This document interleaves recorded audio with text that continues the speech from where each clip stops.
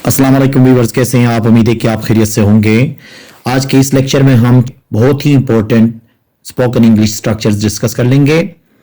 वो तमाम व्यूअर्स जिन्होंने अभी तक चैनल सब्सक्राइब नहीं किया, आप चैनल सब्सक्राइब करके बेल का आइकन दबा लें ताकि हर नई वीडियो की नोटिफिकेशन है वो आपको आसानी से मिल सके। तो आइए शुरू कर लेते हैं। से काम चलाना। से काम चलाने के लिए हम क्या इस्तेमाल करते हैं? Make do with. क्या है? Make do with. अब इसका फार्मूला कुछ इस तरह से बनता है, देखें। सबसे पहले सब्जेक्ट, फिर उसके बाद मेक डू विथ, फिर उसके बाद ऑब्जेक्ट जिससे काम चलाया जाता है। ठीक है, जैसे कि हम कहते हैं कि फिलहाल आप इस मोबाइल से काम चलाओ। फिलहाल आप इस मोबाइल से काम चलाओ, तो फिर इसके लिए हम क्या कहेंगे? देखें, for the time being you make do with this mobile. For the time being you make do with this mobile. इसी तरह देखें, आज के लिए इस कंप्यूटर से काम चलाओ, तो इसके लिए क्या होगा? Make do with this computer for today. क्या होगा? Make do with this computer for today. मैं अपनी पुरानी गाड़ी से काम चला रहा था। अब देखें, ये पास्ट प्रोग्रेसिव है। ठीक है, तो पास्ट है, तो फिर इसके लिए क्या होगा? देखें, I was making do with my old car. I was making do with my old car. ठीक है, यहाँ पे वॉज लग गया, फिर मेक क्या बन गया? मेकिंग हो गया। टेंस के मुताबिक क्या होगा? ये फार्मूला चेंज होता चला जाएगा, क्योंकि यहाँ पे हेल्पिंग वर्ब जब लग जाएगा तो उसके मुताबिक मेक क्या होगा? अपना फॉर्म चेंज करता चला जाएगा। इट सीम्स टू, देखें, इट सीम्स टू का इस्तेमाल होता है ऐसा लगता है कहने के लिए। किसके लिए? ऐसा लगता है को ट्रांसलेट करने के लिए हम क्या करते हैं? इट सीम्स टू का इस्तेमाल करते हैं। हम अक्सर ऐसे जुमले इस्तेमाल करते हैं, ऐसा लगता है कि बारिश होगी, ऐसा लगता है कि वो नहीं आएगा, ऐसा लगता है कि वो इम्तिहान पास करेगा। ऐसे जुमलों में हम क्या इस्तेमाल करेंगे? इट सीम्स टू का इस्तेमाल करेंगे। इसका फार्मूला कुछ इस तरह से बनेगा, देखें, इट सीम्स टू के बाद क्या होगा? नाउन या प्रोनाउन। यहाँ प्रोनाउन में कौन से प्रोनाउन इस्तेमाल होंगे?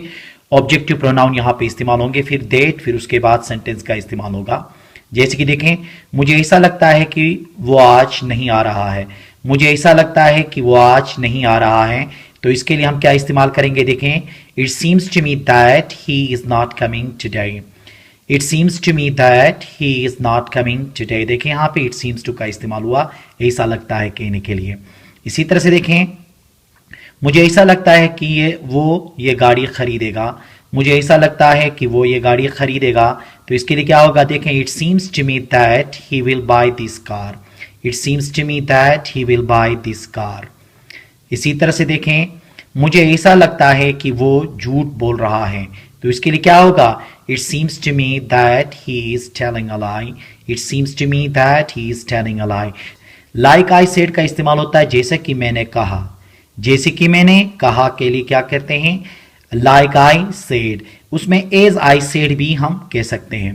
इसका फार्मूला कुछ इस तरह से बनेगा, देखें, लाइक आई सेड के बाद हम सेंटेंस का इस्तेमाल करेंगे। जैसे कि देखें, जैसे कि मैंने कहा, जैसे कि मैंने कहा वो एक अच्छा इंसान है, तो इसके लिए क्या होगा? देखें, like I said he is a good person. Like I said he is a good person. इसी तरह देखें, जैसे कि मैंने कहा आपको सख्त मेहनत करना पड़ेगा, इसके लिए क्या करेंगे? देखें, like I said you will have to work hard. Like I said you will have to work hard. इसी तरह देखें, जैसे कि मैंने कहा कि वो बीमार है। जैसे कि मैंने कहा वो बीमार है, तो क्या होगा? देखें, like I said he is ill. Like I said he is ill. तो जैसा कि मैंने कहा कहने के लिए क्या इस्तेमाल होगा? Like I said. या इसमें यह भी कह सकते, जैसे कि उसने कहा, कहा तो फिर यहां पे आई की जगह में क्या होगा? Like he said. जैसे कि आपने कहा कहने के लिए लाइक यू सेड। ठीक है, तो ये क्या होगा? प्रोनाउन यहां पे आप चेंज कर सकते हैं। फ्रॉम टुडे ऑनवर्ड्स ये इस्तेमाल होता है आज के बाद, या आइंदा भी कह सकते हैं इसको। ठीक है, इसका फार्मूला कुछ इस तरह बनेगा, सेंटेंस, फिर उसके बाद फ्रॉम टुडे ऑनवर्ड्स का आप इस्तेमाल कर लेंगे। ठीक है, जैसे कि आज के बाद वो कभी यहां नहीं आएगा। आज के बाद वो कभी यहां नहीं आएगा, तो क्या होगा? देखें, he will never come here from today onwards.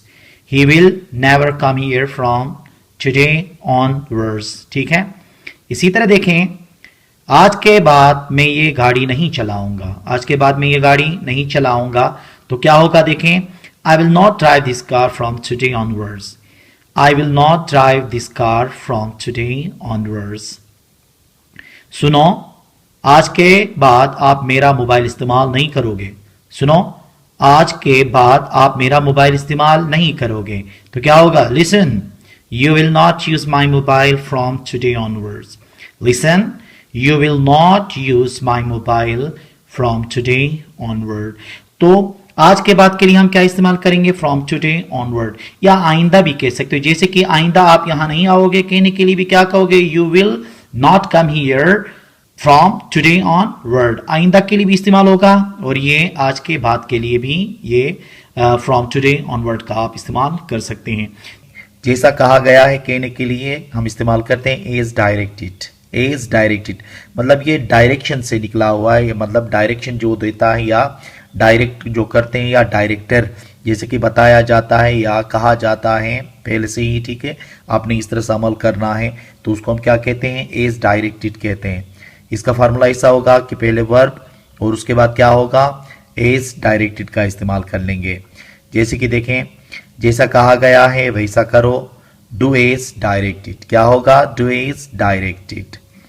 इसी तरह देखें, जैसा बताया गया है वैसा बोलो, मतलब जो इंस्ट्रक्शन दिए गए हैं उसके मुताबिक ही बोलना है तो क्या होगा? Speak as directed. Speak as directed. इस तरह देखें, जैसा कहा गया है वैसा पढ़ो, जैसा कहा गया है वैसा पढ़ो, उसके लिए क्या होगा? Read as directed. Read as directed. इस तरह से देखें, जैसा कहा गया है वैसा गाओ, जैसा कहा गया है वैसे गाओ तो क्या होगा इसका? Sing as directed. Sing as directed. It will be a costly affair for. It will be a costly affair for. ये इस्तेमाल होता है महंगा पड़ेगा कहने के लिए, ठीक है। इसका फार्मूला कुछ इस तरह से होगा, It will be a costly affair for, फिर उसके बाद देखें नाउन या प्रोनाउन, यहां पे वो प्रोनाउन लगेंगे जिनको हम ऑब्जेक्टिव प्रोनाउन कहते हैं, ठीक है। फिर वर्ब, फिर उसके बाद ऑब्जेक्ट। जैसे कि देखें, उससे बात करना आपको महंगा पड़ेगा, उससे बात करना आपको महंगा पड़ेगा तो क्या होगा? देखें, it will be a costly affair for you to talk to him. क्या होगा? It will be a costly affair for you to talk to him. इसी तरह देखें, मुझसे पंगा लेना आपको महंगा पड़ेगा, मुझसे पंगा लेना आपको महंगा पड़ेगा तो क्या होगा? It will be a costly affair for you to mess with me. It will be a costly affair for you to mess with me. यहां ठहरना उसे महंगा पड़ेगा, यहां ठहरना उसे महंगा पड़ेगा तो इसका क्या होगा? देखें, it will be a costly affair for him to stay here. It will be a costly affair for him to stay here. झूठ बोलना आपको महंगा पड़ेगा। क्या हुआ? झूठ बोलना आपको महंगा पड़ेगा। इसके लिए क्या इस्तेमाल करेंगे? It will be a costly affair for you to tell a lie. It will be a costly affair for you to tell a lie. Yet to का इस्तेमाल करते हैं हम बाकी है कहने के लिए। कोई भी चीज़ फर्ज कर हम कहते हैं कि मेरा वहाँ जाना बाकी है, मेरा खाना खाना बाकी है, मतलब ये है कि कोई काम करना अभी बाकी है तो उसके लिए हम क्या इस्तेमाल करेंगे? यट टू का इस्तेमाल करेंगे। अब जैसे कि देखें, सब्जेक्ट के बाद हेल्पिंग वर्ब लगाएंगे, फिर उसके बाद यट टू, उसके बाद वर्ब की फर्स्ट फॉर्म, फिर आखिर में कोई जो भी अदर वर्ड्स आते हैं वो इस्तेमाल करेंगे। जैसे कि देखें, मुझे अभी सवाल हल करना बाकी है तो ये कहने के लिए क्या कहेंगे? I have yet to solve question. I have yet to solve question, या इसकी जगह में आप ये भी इस्तेमाल कर सकते हो, I am yet to solve question. I am yet to solve question. इस तरह से देखें, मेरा अभी बाजार जाना बाकी है तो क्या होगा इसके लिए? I have yet to go to market. I have yet to go to market, या I am yet to go to market. इसी तरह से देखें, मुझे अभी उससे मिलना बाकी है, इसके लिए क्या होगा? I have yet to meet him. I have yet to meet him, या इसकी जगह में ये भी कह सकते हो, I am yet to meet him. मेरा अभी मोबाइल खरीदना बाकी है। मेरा अभी मोबाइल खरीदना बाकी है। अब इसका क्या होगा? I have yet to buy a mobile, या I am yet to buy a mobile. कुछ तो बात है, कोई तो बात है, या कुछ तो है कहने के लिए अंग्रेजी में हम क्या इस्तेमाल करते हैं? देयर इज समथिंग, ठीक है। हम किस चीज़ का इस्तेमाल करेंगे? There is something. ये कब इस्तेमाल करेंगे? जब हम ये बोल रहे होते हैं कुछ तो बात है, कोई तो बात है या कुछ तो है कहने के लिए, ठीक है। तो इसका फार्मूला कुछ इस तरह से बनेगा, देयर इज समथिंग के बाद हम दैट का इस्तेमाल करेंगे, फिर उसके बाद सेंटेंस। मतलब सेंटेंस ये कि अगर ये पास्ट के लिए इस्तेमाल हुआ तो यहाँ पे क्या होगा? वॉज होगा, फिर सेंटेंस भी क्या होगा? पास्ट का इस्तेमाल होगा। यहाँ पे सेंटेंस का मतलब है कि यहाँ पे कोई सा भी टेंस आप इस्तेमाल करते हैं, ठीक है, सिचुएशन को देखते हुए। जैसे कि देखें, कुछ तो बात है जो वो छुपा रहा है, कुछ तो बात है जो वो छुपा रहा है। तो ये कुछ तो बात है कहने के लिए हम किस तरह से शुरू करेंगे? देखें, there is something that he is hiding, there is something that he is hiding. देखिए यहाँ पे कुछ तो बात है कहने के लिए क्या इस्तेमाल किया? There is something. यहाँ पे कोई तो बात है कहने के लिए या कुछ तो है, सबके लिए देयर इज समथिंग का इस्तेमाल होता है। दूसरा एग्जाम्पल है हमारे पास, कुछ तो बात है जो आप इतना मुस्कुरा रहे हो, कुछ तो बात है जो आप इतना मुस्कुरा रहे हो। इसको हम इस तरह से भी कह सकते हैं कि कोई तो बात है जो आप इतना मुस्कुरा रहे हो। तो इसका ट्रांसलेशन क्या होगा? देखें, there is something that you are smiling so much, there is something that you are smiling so much. इसी तरह देखें, कोई तो बात है जो आप बता नहीं रहे हो, कोई तो बात है जो आप बता नहीं रहे हो। तो इसका ट्रांसलेशन देखें, there is something that you are not telling, there is something that you are not telling. कोई तो बात है जो वो यहां नहीं आ रहा है, कोई तो बात है जो वो यहां नहीं आ रहा है। तो क्या होगा? There is something that he is not coming here, there is something that he is not coming here. देखिए यहाँ पे मैंने कहा था ना आपको कि कोई तो बात है हो जाए यहाँ पे, या कुछ तो बात है या कुछ तो है। इन तीनों के ट्रांसलेशन के लिए क्या इस्तेमाल करेंगे? देयर इज समथिंग का इस्तेमाल कर लेंगे। अब देखें, पास्ट के लिए जब हम इसको इस्तेमाल करेंगे तो क्या करेंगे? हम यहां पे हम वॉज लगा के ट्रांसलेट कर लेंगे। कोई तो बात थी जो वो मुझसे बात नहीं कर रहा था। तो यहां पे देखें, there was something that he was not talking to me. तो क्या हो गया? देखें, there was something that he was not talking to me. तो ये पास्ट के लिए था, इसलिए हमने क्या किया? ये देयर इज की जगह में क्या इस्तेमाल किया? यहाँ पे देयर वॉज का इस्तेमाल कर लिया।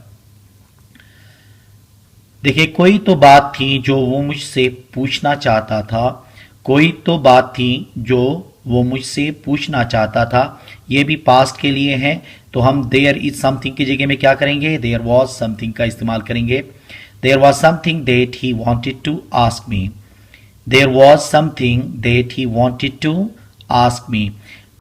सबसे पहले हम फोर्थ फॉर्म इस्तेमाल करेंगे वर्ब की, फिर उसके बाद ऑब्जेक्टिव प्रोनाउन, फिर उसके बाद दोबारा हम वर्ब की फोर्थ फॉर्म, मतलब वर्ब की फोर्थ फॉर्म को हम क्या कहेंगे? प्रेजेंट पार्टिसिपल कहेंगे। यहाँ पे देखें, 2 दफा पार्टिसिपल को हमने इस्तेमाल किया है, फिर उसके बाद ऑब्जेक्ट, फिर जाके सेंटेंस होगा। जैसे कि उसे पढ़ते हुए देखकर मैं खुश हुआ, उसे पढ़ते हुए देख के मैं खुश हुआ। Seeing him reading, I got happy. Seeing him reading, I got happy.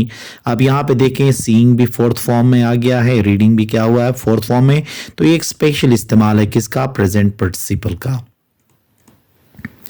उसे गाली देते हुए सुनकर मैंने उसे डांटा, उसे गाली देते हुए सुनकर मैंने उसे डांटा।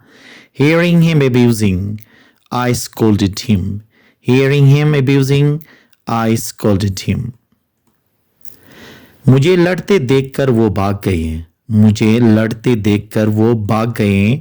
Seeing me fighting, they ran away. Seeing me fighting, they ran away.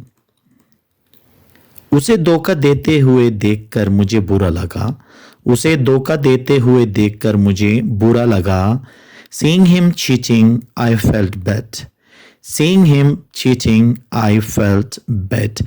मुझसे लिख के लो कहने के लिए इंग्लिश में जो स्ट्रक्चर इस्तेमाल होता है वो है take my words for it. ठीक है, take my words for it, इसका इस्तेमाल करेंगे।